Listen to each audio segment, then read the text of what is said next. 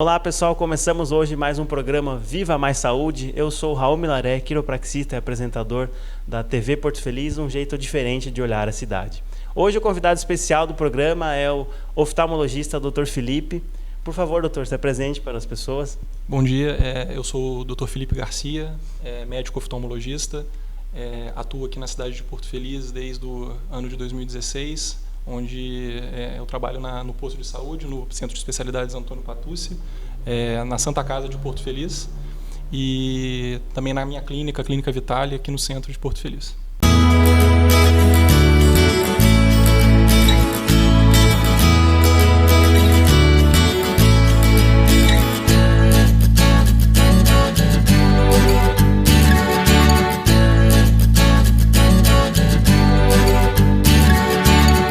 Quiro e Companhia, clínica especializada em tratamento da coluna vertebral. A Quiro e Companhia conta hoje com 2 unidades, uma em Porto Feliz e outra em Sorocaba. O tratamento com a quiropraxia inicia-se por uma avaliação individualizada. A quiropraxia é um tratamento natural, sem o uso de medicamentos ou cirurgia, que trata principalmente de problemas na coluna, como hérnia de disco, bicos de papagaio, escoliose, entre outros. Conheça a quiropraxia. Agende agora mesmo sua consulta. Gostaria de começar já falando sobre um tema, acho que talvez um dos mais comuns aí dentro da área da oftalmologia, que é a miopia, a hipermetropia. Gostaria que o senhor explicasse para a gente, para o pessoal em casa entender um pouquinho melhor o que é isso daí. Pois não, a miopia, hipermetropia e astigmatismo são erros refracionais, né? São alterações muito comuns que a gente diagnostica na consulta ambulatorial de rotina. É uma diferença básica, assim, para ficar prático de entender. A miopia é uma dificuldade onde o paciente apresenta uma dificuldade para poder enxergar as coisas à distância, né? A hipermetropia é uma condição que ela seria ao contrário, só que para o paciente mais jovem, a hipermetropia está muito associada a condições associadas como cefaleia, dor de cabeça ou desconforto na sensação de peso nos olhos. E para o paciente com mais de 40 anos, geralmente, ela apresenta com a dificuldade para perto, né? Onde a gente já começa a chamar a condição chamada presbiopia, que o paciente tem a dificuldade para perto, a vista cansada. E o astigmatismo seria uma combinação das duas. É uma condição que o paciente ele tem um desconforto visual também para longe, com a imagem um pouco distorcida, e são condições que a gente consegue fazer a correção com o óculos ou com lente de contato. Também é uma coisa que a gente pode fazer também.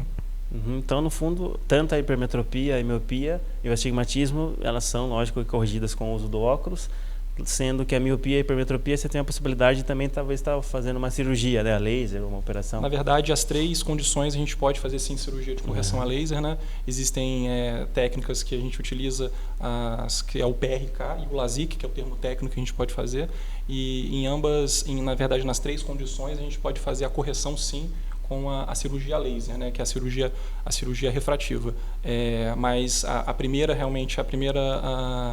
ferramenta alternativa que a gente utiliza para fazer a correção é com óculos.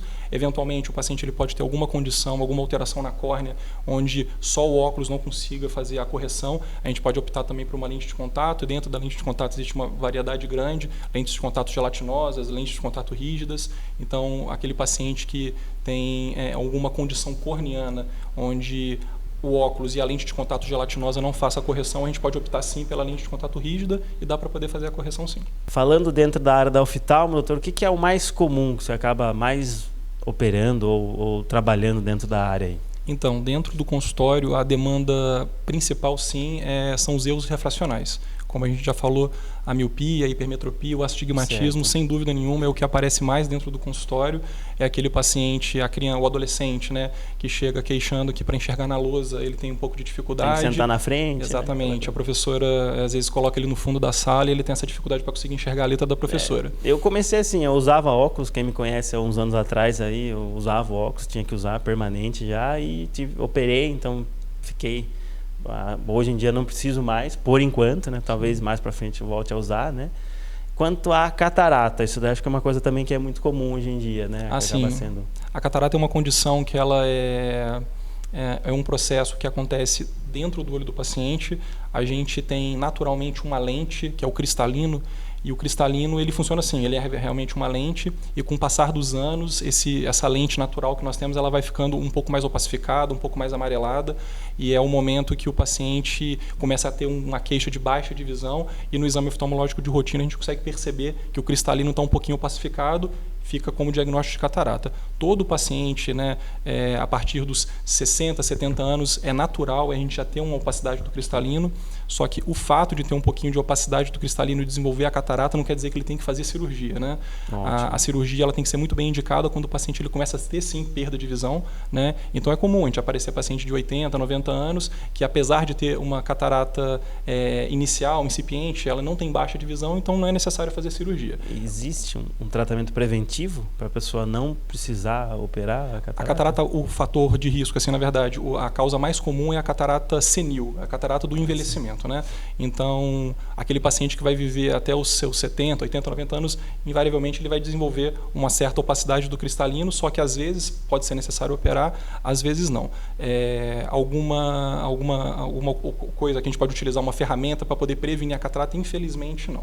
O que acontece é que a gente tem causas secundárias de catarata, como a utilização de medicações, às vezes o uso indiscriminado. Colírio? Colírio, você diz para poder prevenir a catarata? Não, alguém que usa um colírio sem uma prescrição médica, que pode estar causando uma catarata. Então, assim, a gente tem uma condição, uma medicação em si, a utilização de anti-inflamatórios corticoides, por exemplo, é um fator de risco muito, muito comum para poder o paciente desenvolver tipo de catarata. Então, é comum a gente pegar paciente jovem que sempre teve quadro alérgico e fez utilização de bombinha ou corticoide oral, e antes dos 40 anos, às vezes já aparece com alguma opacidade do cristalino, desenvolvendo uma catarata secundária ao uso de medicação. Então, essa sim seria um fator de risco. Dentre outros fatores de risco, trauma é um fator de risco. O paciente que sofre um acidente de moto, bate o rosto no chão, ele pode fazer uma catarata traumática, né? E outras condições, causas infecciosas, a catarata ela pode ser congênita, então é um caso menos comum, mas a criança pode sim desenvolver uma opacidade do cristalino. Nascer já com exatamente, a catarata congênita, que é uma condição grave, uma vez que a visão da criança ela se desenvolve principalmente nos seus primeiros 5 anos de vida, e o paciente, a criança no caso, que tem uma opacidade do cristalino e não é diagnosticada na infância, o olho não desenvolve corretamente. Então, ela pode desenvolver uma condição que a gente chama de ambliopia, que é o olho bobo, o olho preguiçoso. Ele pode ficar com um olho que seria o olho que não tem catarata, que enxerga bem, e o outro olho, a catarata, não desenvolveu corretamente. Então, isso é uma condição que pode acontecer. Ótimo. Então, já voltamos com o Dr. Felipe, oftalmologista. TV Porto Feliz, um jeito diferente de olhar a cidade.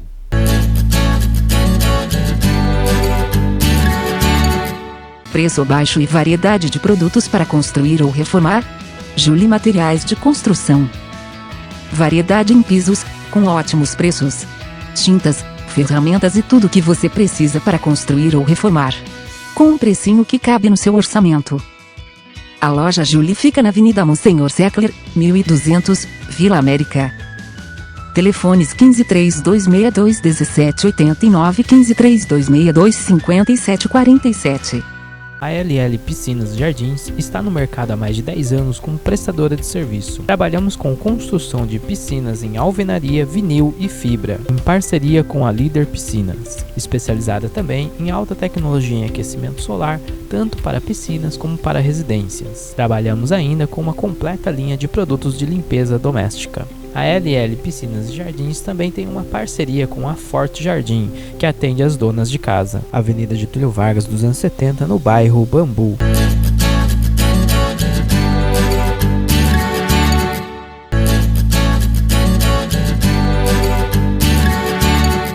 É isso aí, voltamos aqui com o Dr. Felipe, oftalmologista aqui da cidade de Porto Feliz. E vou perguntar para ele qual seria então o tratamento da catarata. Então, a catarata é uma condição que o tratamento definitivo tem que ser o tratamento cirúrgico, né? A gente não tem uma medicação oral ou utilização de algum colírio que faça a catarata desaparecer, né, e o paciente voltar a enxergar normalmente. E a cirurgia de catarata hoje em dia é um processo que a gente chama de facoemulsificação. É uma cirurgia que é uma incisão mínima que a gente faz no olho do paciente, onde a gente tira o cristalino opacificado, que no caso é a catarata, e a gente faz um implante intraocular de uma lente intraocular. Então, no fundo, você está trocando ali a... Exatamente. O cristalino, ele tem um grau, né, que o paciente, né, para o paciente conseguir enxergar, e a gente tirando o cristalino, a gente tem que colocar uma lente dentro do olho do paciente para o paciente voltar a enxergar. Essa lente, ela tem um grau específico que a gente faz um cálculo para cada paciente, lembrando que essa lente, diferentemente da visão do paciente, que o paciente consegue enxergar longe e perto, essa lente ela tem um grau, é uma lente monofocal, né? De modo que a gente faz um cálculo, às vezes o paciente pode ficar com a visão um pouquinho melhor para perto, às vezes um pouquinho melhor para longe, de modo que essa diferença de correção a gente tem que fazer com a utilização de um óculos, certo, que é feito no final da recuperação do paciente. Hoje existem também alternativas de colocar uma lente intraocular multifocal, né? Não é uma coisa que é muito comum, principalmente no atendimento de SUS, né? Mas é uma alternativa que tem também que pode ser feito. Já que o senhor comentou do atendimento de SUS, aqui em Porto Feliz já oferece um tratamento para catarata, uma cirurgia e tudo mais? Sim, eu comecei a atender aqui em Porto Feliz em maio de 2016 e naquela ocasião eu já tinha um projeto de poder operar os pacientes, atender essa demanda de Porto Feliz na parte de catarata, e ao longo de 2016 a gente foi amadurecendo essa ideia, e desde o início do ano passado, logo no início do mandato do atual prefeito, essa proposta acabou que ela caminhou um pouco mais, e desde maio do ano passado a gente iniciou sim a cirurgia de catarata dentro do município. Os pacientes que são atendidos dentro do centro de especialidades, por mim, ou pela doutora Camila, ou pelo doutor Francisco, né? Eles são triados, e esses pacientes eles são destinados a mim, que faço uma segunda avaliação, e em cima disso a gente programa sim as cirurgias de catarata. E tem sido feitas, a gente faz uma média de 15 a 20 cirurgias ao longo do mês aqui dentro de Porto Feliz. Para uma cidade do tamanho de Porto Feliz, eu acredito que seja um número bom, né? Na verdade, não tanto. A demanda de cirurgias ela é grande, e apesar de eu operar 20 cirurgias dentro da cidade, eu não opero somente catarata. Eu faço outros tipos de lesões de pálpebra, faço cirurgias de pterígio. Então, assim, dentro dessas 15 a 20 cirurgias... Tudo isso pelo SUS? De tudo um pouco, sim. Tudo isso dentro do SUS. Os pacientes eles passam comigo dentro do posto de saúde, no centro de especialidades, eu faço uma reavaliação e a gente consegue programar a cirurgia dentro de um intervalo de mais ou menos uns 5, 6 meses para poder fazer a cirurgia. Antes disso, né, a alternativa principal que a gente tinha era o Banco de Olhos de Sorocaba, que ainda continua, obviamente, operando os pacientes, porque somente eu não dou conta de fazer toda a demanda. Mas é sim agora uma alternativa, né, para o paciente que às vezes aguardava 2, 3 anos na fila. Eu tenho, graças a Deus, as coisas têm caminhado bem, a gente tem feito a cirurgia aqui dentro da Santa Casa. Ótimo, então, doutor. A gente estava falando sobre catarata e os fatores de risco aí. Veio na minha cabeça a questão do diabetes. O diabetes também é um fator de risco para a catarata ou, lógico, para qualquer patologia dos olhos aí também? Sem dúvida. O diabetes é uma doença crônica e da forma que ela pode atuar, né, e acometer sistemicamente o organismo do paciente, né? Ele também pode acometer os olhos, né? O diabetes sim é um fator de risco para a catarata. O paciente que tem um diabetes mal controlado, ele eventualmente ele pode fazer uma catarata precoce, uma opacidade do cristalino, e o paciente que, né, ele desenvolveria a catarata senil por volta dos seus 60, 70 anos, ele pode ser operado às vezes com 50 anos. Da diabetes também importante falar são as alterações que ela pode acometer no fundo do olho, né? A gente tem, né, no nosso olho, para a gente conseguir enxergar, a gente tem que ter as estruturas como um todo preservadas. Não adianta só ter uma córnea transparente, um cristalino transparente, se a retina estiver acometida, né? E a retina, que é a parte neuronal que fica no nosso fundo de olho, ela é sim acometida pelo diabetes quando ele não está muito bem controlado. O diabetes, a glicemia alta, ele tem um efeito tóxico, né, para a vasculatura, assim, de um modo geral no organismo, né, mas especificamente para a retina também ela tem uma alteração. Os vasos sanguíneos no fundo do olho, no caso da retina, ao longo de muitos anos, com uma glicemia mal controlada, um diabetes mal controlado, ele vai fazendo pequenos sangramentos, a gente chama de microaneurismas, né, e isso ao longo dos anos, isso vai se somando, o paciente ele faz uma alteração na anatomia, na morfologia da retina, e associado ao inchaço, um edema da retina, né? A região central da retina, que é a mácula, ela vai ficando acometida e o paciente ele pode fazer um edema macular, que a gente fala, e ele realmente perdendo a visão. Seria muito mais grave do que, né, qualquer outra. Então, é uma condição que é grave pelo fato de que, diferente da catarata, que a gente consegue operar, tirar o cristalino opacificado e colocar uma lente, Sim. a alteração na retina, a gente não tem uma cirurgia específica para conseguir controlar o diabetes na retina. O tratamento da retinopatia diabética é um tratamento clínico. O paciente ele tem que fazer o controle junto com o seu endócrino, em relação à glicemia, tem que estar sempre bem controlado. Alimentação. Com o nutricionista, exatamente. Fazendo esse controle clínico, aí sim o paciente ele pode sim voltar a ter uma melhora da visão. Obviamente existem algumas intervenções que a gente pode fazer hoje em dia, tem injeções intraoculares que a gente pode fazer para ajudar a controlar às vezes um edema da mácula, um inchaço da retina, mas o fator principal sim de controle é o controle clínico do paciente. Né, com alimentação, com controle, às vezes, o paciente que é usuário da insulina, ele tem que fazer a utilização correta e o acompanhamento junto com o seu endocrinologista. O diabetes em si, ele é uma doença tão grave para o olho em si, que ela pode, inclusive, evoluir em alguns casos graves, o paciente ele pode fazer um glaucoma secundário ao diabetes. Então, existe um tipo de glaucoma que a gente chama de glaucoma neovascular, que é uma condição gravíssima daquele paciente que tem, às vezes, um diabetes muito mal controlado e ele pode evoluir, às vezes, com um glaucoma secundário ao diabetes. Né? Esse glaucoma neovascular, como eu disse, ele pode ser, sim, secundário ao diabetes, algumas outras condições, mas para o ouvinte, né, para o telespectador, é importante estar sabendo que o diabetes tem que ser bem controlado mesmo. Machuca a retina, machuca o coração, o paciente infarta, faz alteração na vasculatura cerebral, o paciente faz um AVC, enfim, né, tem que ter bastante cuidado. Ótimo. Então, de fato, diabetes não é brincadeira, afeta muita coisa no nosso corpo. Lógico que a prevenção é a melhor medida nesses casos aí. Muito obrigado, Dr. Felipe. Então, já voltamos com o programa Viva Mais Saúde, TV Porto Feliz, um jeito diferente de olhar a cidade.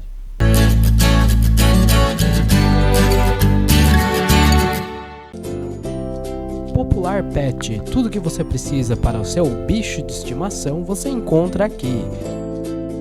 Pet Shop, banho e tosa, clínica veterinária, exames laboratoriais e internação, Taxi Dog. Perimetral Governador Mário Covas, 2620, no São Marcos. Fone 3261-6354. Popular Pet. Barracão Aço e Cimento, loja onde você encontra soluções. Única loja com atendimento técnico especializado com engenheiros à disposição. Agora com ferramentas para ferragem armada e estripadeira automática. Um único centro de distribuição para atendê-lo melhor e com mais rapidez. Além de preço e qualidade, somos a solução para a sua construção. Mais de 18 anos de tradição. Barracão.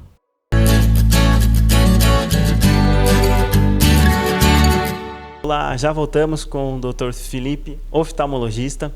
Como a gente estava comentando no bloco anterior, questão do glaucoma. O que seria o glaucoma, Dr. Felipe? Então, o glaucoma é uma doença do nervo óptico, a gente pode identificá-la como uma neuropatia. É uma condição que geralmente ela está associada a pressões intraoculares elevadas, mas não necessariamente o paciente que tem a pressão intraocular elevada, ele vai ter o glaucoma. Ou o contrário, o paciente ele pode ter uma pressão do olho normal, dentro da faixa normal, e desenvolver o glaucoma.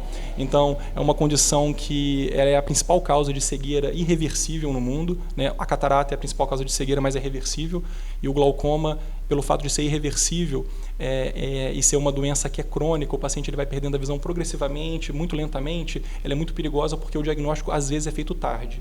Então, o paciente, na consulta de rotina, na consulta ambulatorial, é fundamental o oftalmologista sempre dar uma olhadinha no fundo do olho, fazer o exame de fundoscopia, porque com o exame de fundoscopia a gente consegue identificar alterações no nervo óptico que podem ser ou não sugestivas de glaucoma. É uma condição que o paciente, eu digo que ele não percebe que está perdendo a visão, porque a neuropatia do glaucoma, no caso, o paciente ele vai perdendo a visão periférica inicialmente. Certo. Então, conversando com você aqui, Raul, a gente consegue ver as coisas aqui na mesa e tal. Frente, o paciente com glaucoma ele vai perdendo a periferia, né, aos poucos.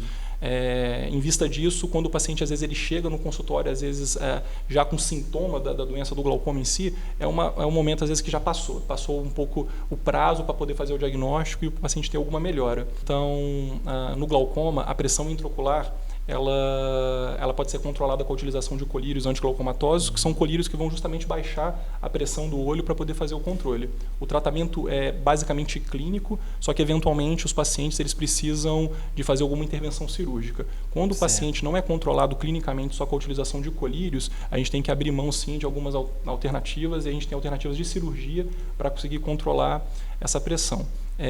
Como eu disse, pelo fato de ser uma causa de cegueira irreversível, né, o ideal é interessante que o paciente ele faça a consulta oftalmológica anualmente para que esse diagnóstico seja feito precocemente, e em cima disso a gente consiga fazer o controle e o paciente sim preservar a visão dele a vida toda. A gente sabe que nem todo mundo vai regularmente fazer um check-up, né, oftalmológico, mas então o principal ponto que a pessoa talvez sentisse ou percebesse o sinal, um sintoma ali que ele está tendo um glaucoma, um início, seria o perda do campo de visão, principalmente periférico, externo, assim. Né? Exatamente, só que não é simples essa percepção. Assim, né? Não, na verdade não é assim. O paciente ele não consegue perceber, porque a perda de visão periférica é imperceptível inicialmente para o paciente, né?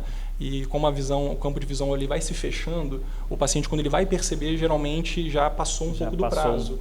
E o que perdeu de visão não volta, é uma causa irreversível. Como né? É muito sutil, acho, o início, né? Vai muito devagar, você às vezes nem percebe que você está perdendo o campo de visão. Né? Eventualmente o paciente ele pode sim desenvolver um glaucoma agudo, que o paciente percebe, é perceptível e é diagnosticado, né, no caso, no momento, só que o glaucoma agudo não é tão comum acontecer como o glaucoma crônico, o glaucoma primário de ângulo aberto que a gente fala. O glaucoma agudo ele é uma condição que ela não é tão comum como o glaucoma primário de ângulo aberto, sendo que, nesse caso, o paciente, sim, o diagnóstico ele pode ser feito de forma imediata, porque ele pode vir associado à dor. O paciente é aquele paciente que vem no pronto-socorro queixando de uma dor ocular e quando, né, ele é avaliado pelo oftalmologista, percebe sim uma pressão intraocular muito elevada e nesse caso o diagnóstico é feito no momento.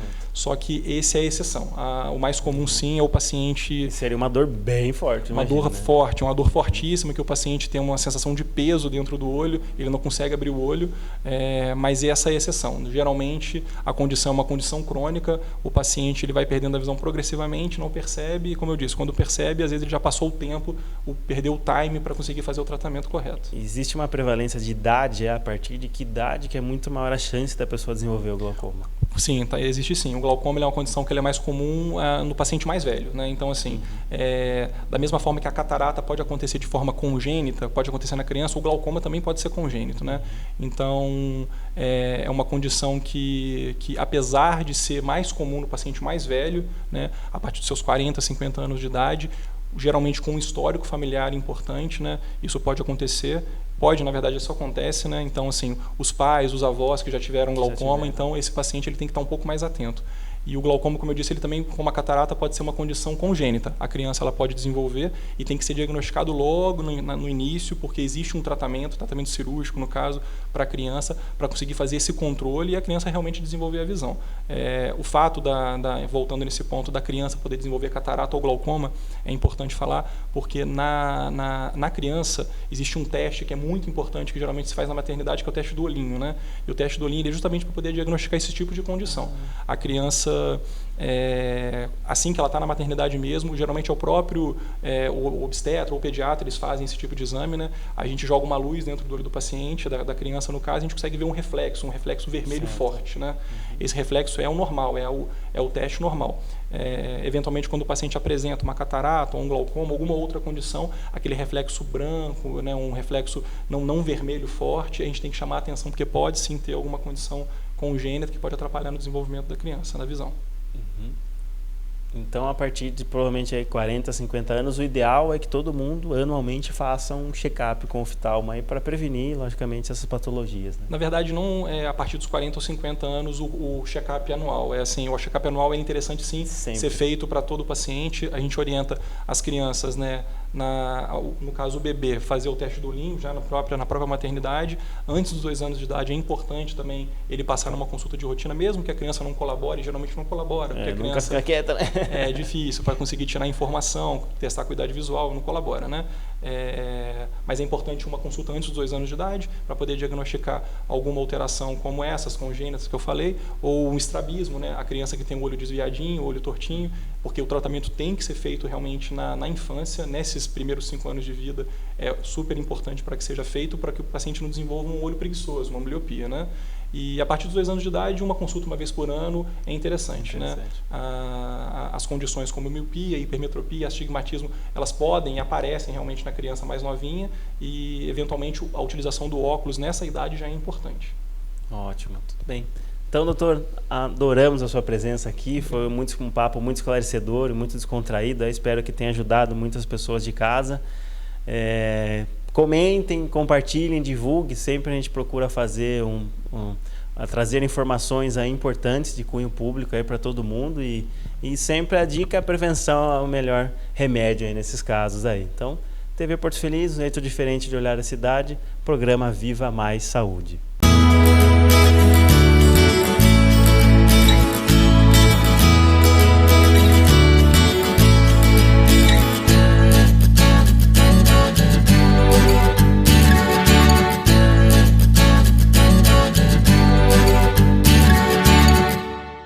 Precisando construir ou reformar? Vem agora mesmo para Gibel Materiais de Construção. Do alicerce ao acabamento. 20 anos de tradição, preço e atendimento. Tudo em até 10 vezes no cartão. Informações através dos telefones 15 3262 6159 ou 3262 3263. Rua João Tomás de Almeida, 180, Vila América. Super Bem Supermercados, variedade em hortifruti e sempre com ótimos preços. 2 lojas para melhor atendê-lo. Loja 1, Rua Daniel de Camargo Taborda, na Água Branca, com amplo estacionamento para seus clientes. Loja 2, Avenida Joaquim Floriano de Toledo, bem pertinho do centro da cidade. Super Bem Supermercados. Aqui você encontra sempre o melhor.